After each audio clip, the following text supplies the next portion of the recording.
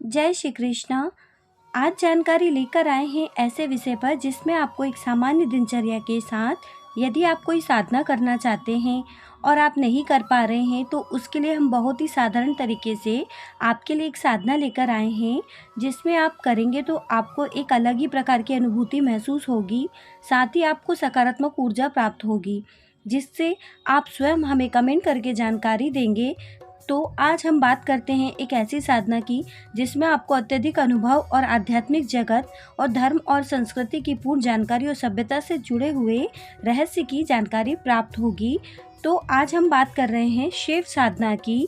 तो चलिए हम पहले आपको बता देते हैं, आज हम जो शिव साधना की जानकारी आपको दे रहे हैं, यह साधना एक साधिका के माध्यम से की गई है, जिसे करने से उनके जीवन में जो आ रही अड़चनें, दिक्कतें वह समाप्त हुई है। साथ ही उन्हें अच्छे अनुभव भी हुए हैं।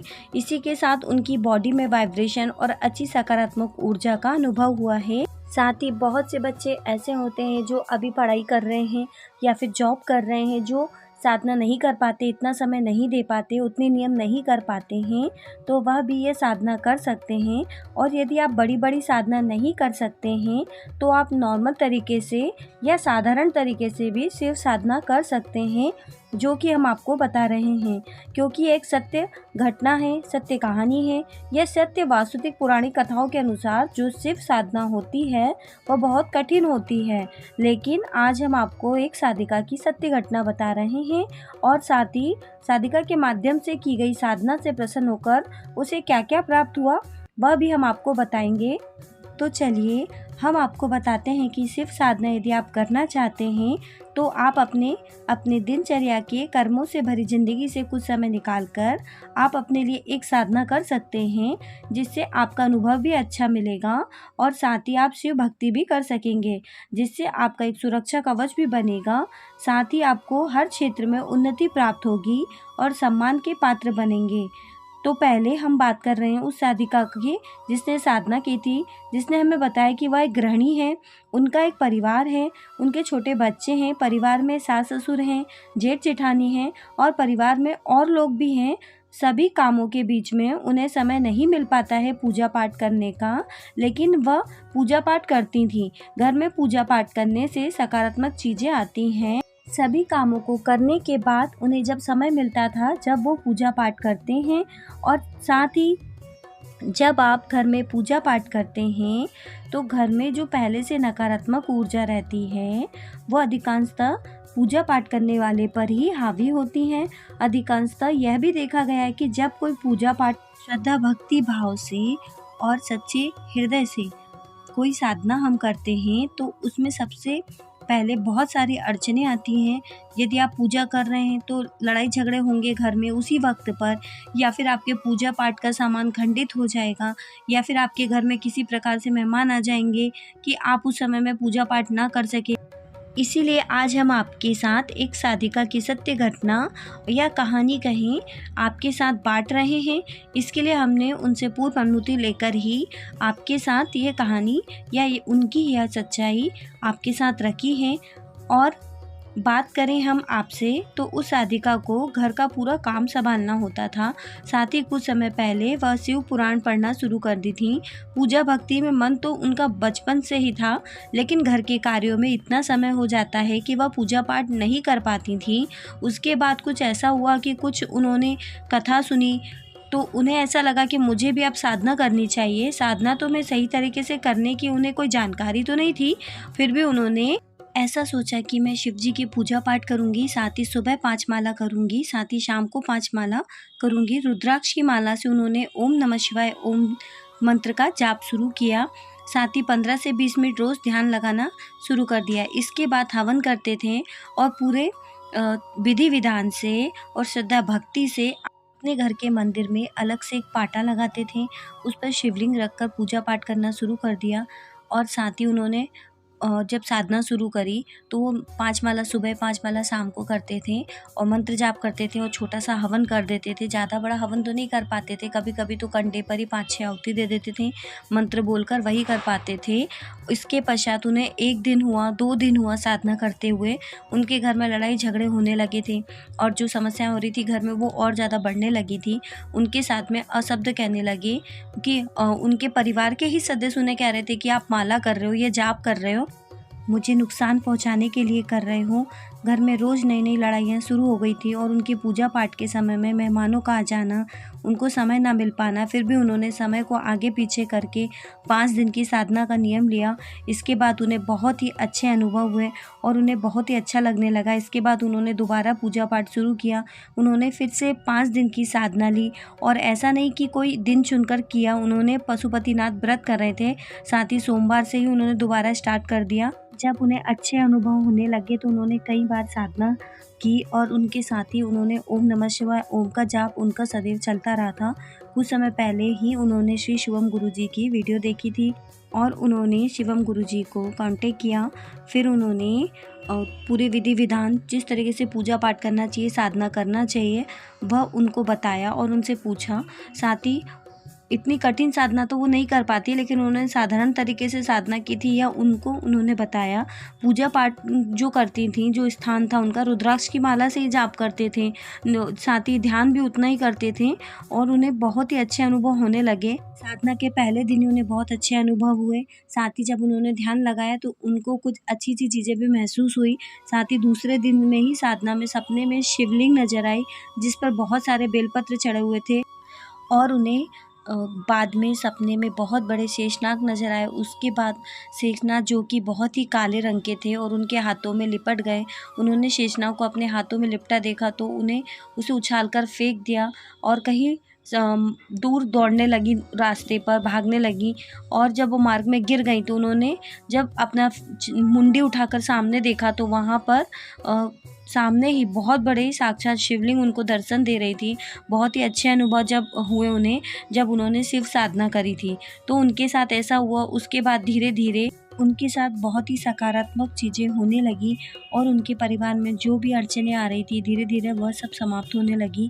यदि किसी प्रकार की तकलीफ़ हो तो वह धीरे धीरे कटने लग जाती है और यदि आप किसी प्रकार की साधना करते हैं और उसमें आपको अनुभव से पहले आपके ऊपर यदि कोई नकारात्मक ऊर्जा है, आपके परिवार में नकारात्मक ऊर्जा है, क्योंकि नकारात्मक ऊर्जा का प्रभाव होता है तभी घर में चीज़ें बिगड़ती हैं और घर में क्लेश बना रहता है, तो तभी वो चीज़ें होती हैं। तो ये चीज़ें पहले हम पर हावी होती है। जब हम साधना करते हैं तो हमको ऐसा लगता है कि हमारी पूजा पाठ ईश्वर तक पहुंच रही है नहीं, हम जो मंत्र जाप कर रहे हैं उसका फल हमें प्राप्त हो रहा है या नहीं।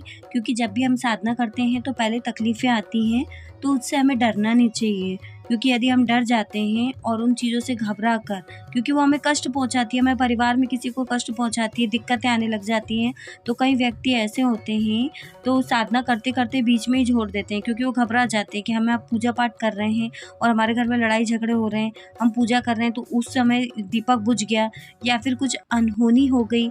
तो इन सब चीज़ों से डर कर कभी भी अपनी साधना को खंडित नहीं होने दें। अपनी तपस्या को, अपनी पूजा पाठ को पूर्ण करें तो आपको उसका फल अवश्य मिलेगा।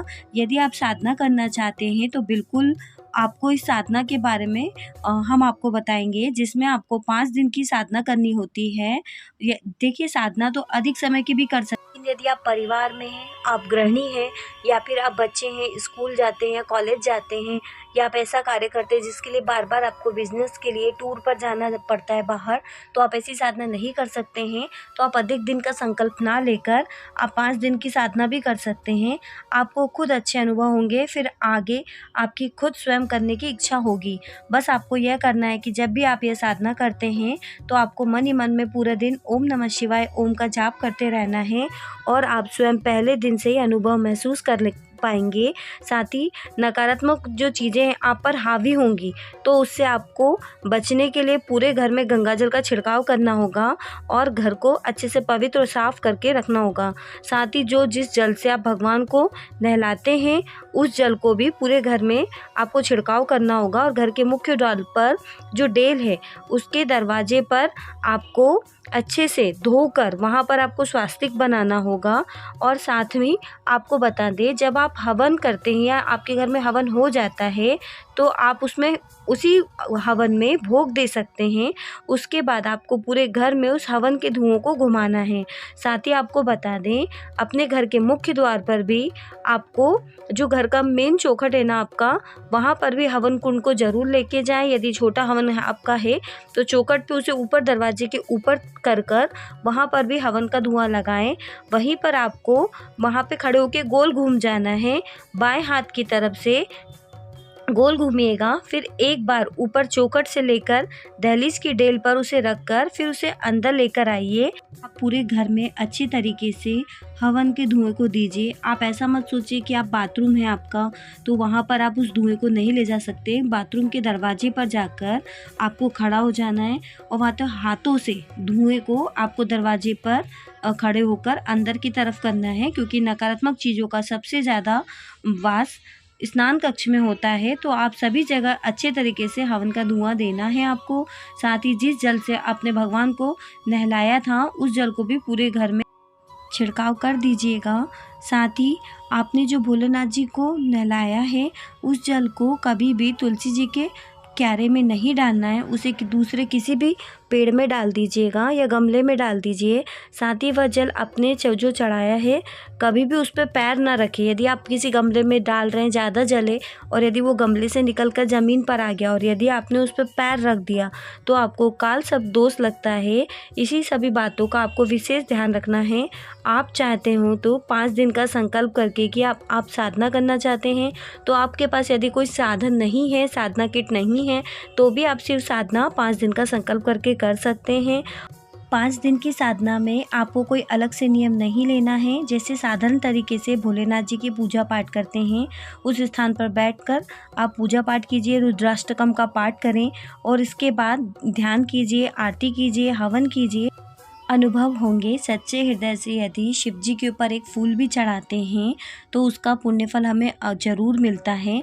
तो निस्वार्थ भाव से आप साधना कीजिए और आप हमें कमेंट करके ज़रूर जानकारी दीजिएगा कि आपने जो साधना की थी उससे आपको अच्छे अनुभव हुए या नहीं। साथ ही हमें बहुत ही अच्छा लगता है जब कोई हमें इस तरीके से साधना में जब उनको आभास होते हैं, उनको अच्छा फल प्राप्त होता है और पूर्ण विश्वास रखते हैं और साधना करते हैं। इसी के साथ साधिका ने हमें बताया था कि उनको घर के कार्य में समय नहीं मिल पाता है तो पूरे घर के कर्म को करने के बाद पूजा पाठ करती हैं। दोपहर को 1 बजे पूजा पाठ करती हैं, रात को 9:30 बजे का समय होता है तो तब मिलता है जब पूजा पाठ करती हैं। उनको पूजा पाठ करने का कभी शाम को 6 बजे पूजा पाठ कर लेती हैं तो कभी 9 बजे करती हैं। जब भी उन्हें समय मिलता है वो पूजा पाठ करते हैं। कोई नियम नहीं है, बस संकल्प था कि मुझे सुबह 5 माला करनी है, शाम को 5 माला करनी है, उसके बाद हवन करना है, आरती करना है, 10 से 15 मिनट का ध्यान करना है। और यदि 5 दिन की साधना यदि आप लेते हैं, अभी हम आपको शुभ मुहूर्त यदि बता देते हैं कि आप इस सोमवार से कर सकते हैं, बिल्कुल आपको लाभ अवश्य मिलेगा। और साथ ही सोमवार से ही साधना को शुरू कीजिए। शुक्ल पक्ष के सोमवार से करते हैं तो बहुत अच्छा है, अन्यथा आप किसी भी सोमवार से शुरू कर सकते हैं। 5 दिन की साधना करिए।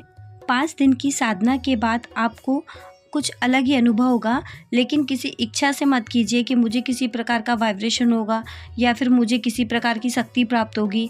ऐसा कुछ भी मत सोचिए, बस ये सोचिए मन में कि मुझे शिव की भक्ति करनी है और फिर मुझे कृपा प्राप्ति करनी है, मुझे भोले की भक्ति में डूब जाना है, सिर्फ मुझे शिव की भक्ति प्राप्त हो और मुझे कुछ नहीं चाहिए।